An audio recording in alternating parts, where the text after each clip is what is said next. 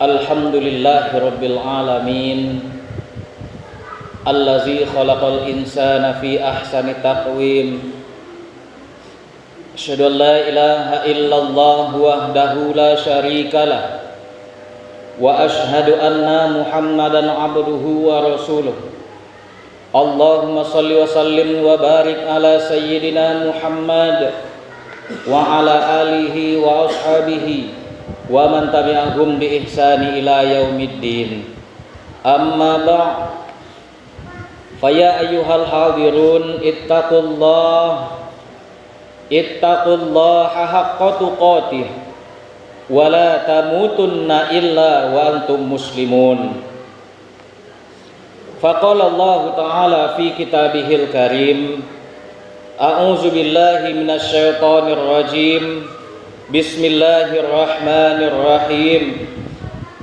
Subhanallazi asra bi 'abdihi lailan minal masjidil haram ilal masjidil aqsal lazi barakna haulahu linuriyahu min ayatina innahu huwas samiul basir.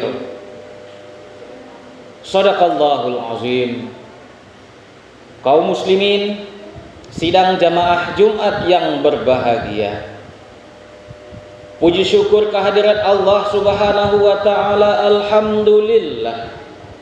Selanjutnya sholawat kepada baginda Rasulullah sallallahu alaihi wasallam dengan ucapan Allahumma sholli ala sayyidina Muhammad wa ala alihi sayyidina Muhammad.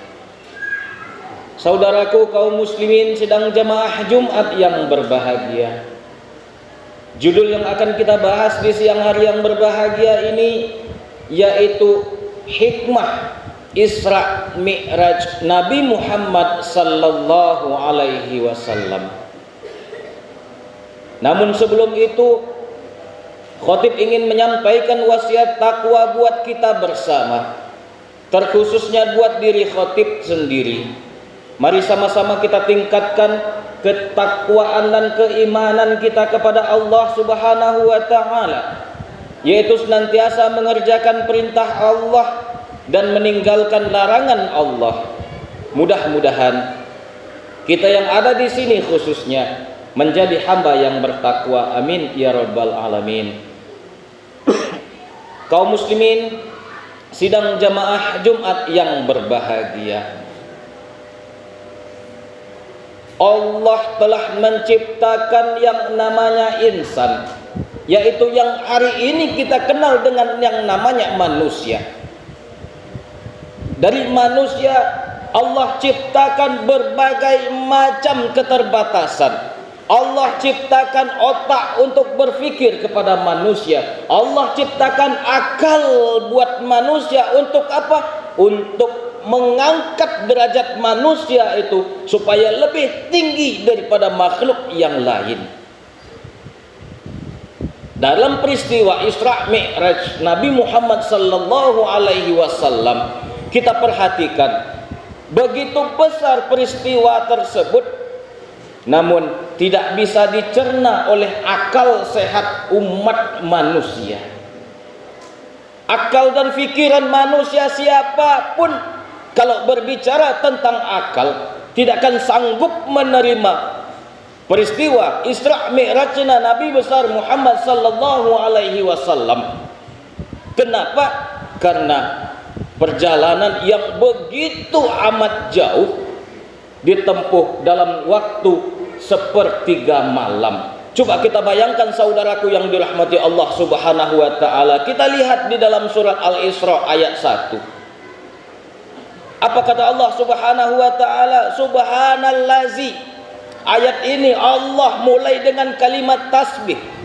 Maha suci Allah, kata Allah. Artinya kalau kita lihat di dalam Al-Quran, sedikit sekali cerita sejarah apapun itu Allah mulai dengan kalimat tasbih. Namun di kalimat ini, di dalam surat ini, Allah mulai dengan kalimat tasbih, menandakan bahwasanya begitu esanya Allah begitu mulia dan besarnya Allah, sehingga mampu memperjalankan hambanya dari Masjidil Haram yang berada di Mekah ke Masjidil Aqsa ke Palestina. Masjidil Haram ke Masjidil Aqsa aja harus ditempuh di kendaraan waktu itu berbulan-bulan, apalagi naik ke langit ketujuh, dilanjutkan lagi Sidratul Muntaha. Otak manusia tidak akan mampu mencernanya.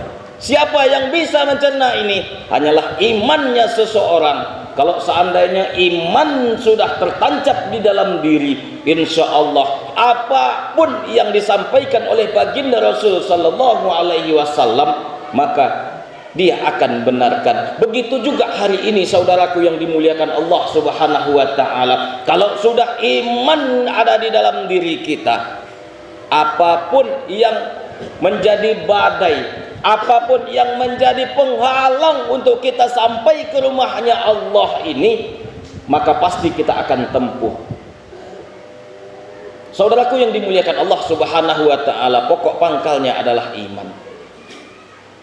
Kita lihat apa saja hikmah dari peristiwa Isra Mi'raj tersebut. Kalau di dalam sejarah banyak sekali peristiwa-peristiwa yang dilalui oleh baginda Rasul Sallallahu Alaihi Wasallam saat Isra Mi'raj tersebut. Apakah dia bertemu dengan orang tua renta yang sibuk membawa kayu bakar? Ada juga yang baginda Rasul ketemu dengan seorang wanita, dia sibuk memotong-motong lidahnya dan lain sebagainya. Namun dalam kesempatan ini kita akan ceritakan 3 hikmah besar dalam peristiwa Isra Mi'raj tersebut. Apa dia? Yang pertama, hikmah yang besar yang pertama adalah, kita lihat, minal masjidil haram ilal masjidil aqsa. Di dalam Al-Quran terdapat di dalam surat Al-Isra ayat 1. Apa kata Allah Subhanahu Wa Taala? Ku perjalankan hambaku, kata Allah, dari Masjidil Haram ke Masjidil Aqsa. Artinya seolah-olah Allah ingin berkata kepada kita semua, wahai umatku, wahai hambaku, kata Allah, kalau engkau ingin hidup bahagia, kalau ingin hidupmu tenang di alam semesta, dekati masjid. Jadikan masjid sebagai tempat sentral ibadahmu. Apapun aktivitas ibadahmu, kerjakan di masjid, seolah-olah Allah mengatakan seperti itu. Namun hari ini saudaraku yang dirahmati Allah Subhanahu Wa Taala, banyak sekali di antara kita yang risih dengan masjid, yang takut dengan masjid, yang terganggu dengan aktivitas masjid. Padahal mereka yang risih, mereka yang terganggu itu adalah umat Islam sendiri, saudaraku yang dimuliakan Allah Subhanahu Wa Taala. Coba kita bayangkan di mana letak otak kita yang bisa mencerna hal ini, saudaraku. Sudah jelas-jelas Allah katakan, kalau ingin bahagia, ingin hidup tenang, maka jadikan masjid sebagai sentral. Jadikan masjid sebagai tempat ibadahmu. Jadikan masjid sebagai tempat rumah keduamu. Jadi apapun aktivitas masjid, kalaupun kita tidak sanggup ke masjid, kita tidak bisa ke masjid, berat sekali langkah kaki kita untuk mendatangi masjid, jangan halangi orang untuk datang ke masjid. Ini enggak. Banyak sekali yang kita perbuat, yang kita kerjakan untuk menghalang-halangi orang datang ke masjid. Bahkan suara kaset yang ada di masjid pun kita salah-salahkan. Alasannya si anu terganggu, alasannya si anu sakit. Tidak ada hal yang bisa menolak apapun yang dikerjakan di masjid. Apalagi baru-baru ini saudaraku yang dirahmati Allah Subhanahu Wa Taala, kenapa azan yang berkumandang di masjid, suara yang ada di masjid disamakan dengan bunyi yang tidak layak untuk dipersebutkan di lidah kita? Kenapa disebut suara azan disamakan dengan bunyi-bunyi yang sangat-sangat jorok? Di mana otak kita? Di mana letak otaknya? Saudaraku yang dirahmati Allah Subhanahu Wa Taala, bayangkan kita umat Islam pelihara masjid kita. Ini yang pertama hikmahnya, pelihara masjid, jaga masjid. ramaikan masjid. Jangan masjid dijadikan sebagai tempat yang kosong. Kita tinggal di sebelah masjid tapi kita risih untuk datang ke masjid. Kita tinggal di dekat masjid tapi kita takut ke masjid. Banyak sekali alasan kita untuk meninggalkan masjid. Alasan corona lah, alasan inilah, alasan tidak sempat lah, dan lain sebagainya. Coba bayangkan ketika orang azan di masjid, kita belum datang ke masjid, Allah cabut nyawa kita. Apa yang bisa kita pertanggungjawabkan di hadapan Allah Subhanahu wa taala, saudaraku yang dimuliakan Allah? Ini hikmah yang pertama.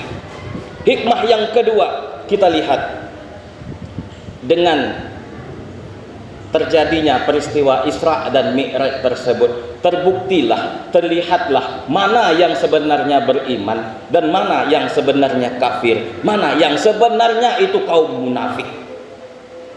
Saudaraku yang dimuliakan Allah Subhanahu wa taala, di awal khutbah tadi sudah kita jelaskan, Isra Mi'raj adalah peristiwa yang besar sehingga tidak mampu diterima oleh akal sehatnya manusia. Kenapa? Akal manusia, otaknya manusia kecil, tidak sanggup mencerna hal yang besar tersebut. Sehingga dengan hal tersebut, saat itu banyak sekali yang mengatakan Rasulullah gila, Rasulullah sudah tidak punya akal sehat lagi. Padahal kenapa? Akal sehat mereka itulah yang sudah tidak ada lagi.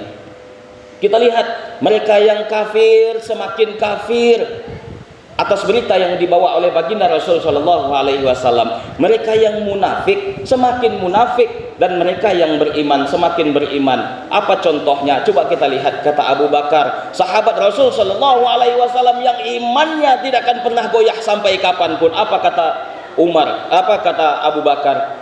Siapa yang mengatakan berita tersebut? Lalu kata sahabatnya yang menyampaikan itu adalah Muhammad. Apa kata Abu Bakar? Kalaulah Muhammad yang menyampaikan berita Isra Mi'raj tersebut, jangankan Isra Mi'raj, lebih dari itu pun saya akan percaya. Kenapa? Muhammad terkenal orang yang tidak pernah dusta, orang yang tidak pernah berbohong di dalam kesehariannya, orang yang senantiasa jujur terhadap apapun yang disampaikannya. Akhirnya yang beriman semakin beriman, yang kafir semakin kafir, yang munafik semakin munafik. Artinya di sini menginginkan apapun yang kita kerjakan, apapun yang kita perbuatkan, dahulukanlah kejujuran, integritas yang ada di dalam diri kita, dahulukanlah. Insya Allah kalau di dalam masyarakat kita senantiasa jujur, kalau dalam rumah tangga kita senantiasa jujur, insya Allah posisi kita seperti permata di dalam rumah tangga, posisi kita seperti permata di dalam masyarakat. Hilang kita, orang akan merasa kehilangan. Tidak hadir kita, orang akan tercari-cari. Namun ketika kebohongan ada di dalam diri kita, hadir kita dianggap tidak ada oleh orang lain. Saudaraku yang dimuliakan Allah Subhanahu wa taala, inilah dia hikmah yang kedua. Adapun hikmah yang ketiga, yaitu turunnya perintah sholat. Saudaraku yang dimuliakan Allah Subhanahu wa taala, banyak sekali perintah yang telah diberikan kepada baginda Rasul sallallahu alaihi wasallam. Semua perintah tersebut melalui malaikat Jibril. Malaikat Jibril yang sampaikan kepada baginda Rasul, apakah itu perintah puasa, perintah zakat, perintah haji dan lain sebagainya, semuanya itu melalui perantaraan malaikat Jibril. Namun kita lihat perintah sholat, Rasul sallallahu alaihi wasallam sendiri yang menyemput sampai ke Sidratul Muntaha sana. Artinya begitu agungnya sholat, begitu tingginya sholat di dalam kehidupan kita. Jadi kalau seandainya hari ini sholat itu hanya satu kali dalam satu minggu kita kerjakan, maka rubahlah sholat itu, sholat wajib tersebut dalam satu hari 5 kali, bukan satu minggu 1 kali. Rubahlah sholat itu. Dan untuk mengerjakan sholat, datanglah ke rumah Allah. Untuk mengerjakan sholat, datanglah, ramai-ramaikanlah rumah Allah. Jangan kerjakan di rumah. Kenapa? Bagi kaum muslimin laki-laki yang mengerjakan sholatnya di rumah, sementara dia tanpa uzur, tidak ada uzur sedikit pun, maka dia tergolong laki-laki yang solehah.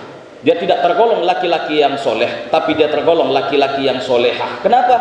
Kewajiban solat di rumah itu adalah miliknya perempuan, bukan milik kita laki-laki. Jadi ramaikan masjid.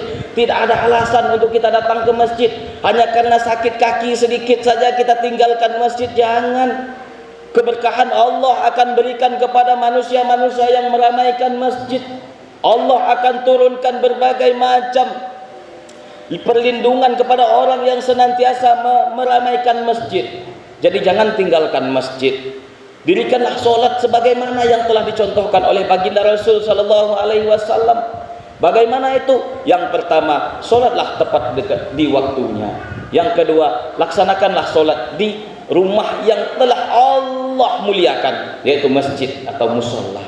Yang ketiga, laksanakanlah solat sesuai dengan hati kita. Jangan melaksanakan solat hanya sekadar melaksanakan solat, tetapi laksanakanlah solat setinggi-tingginya sampai ke derajat mendirikan solat.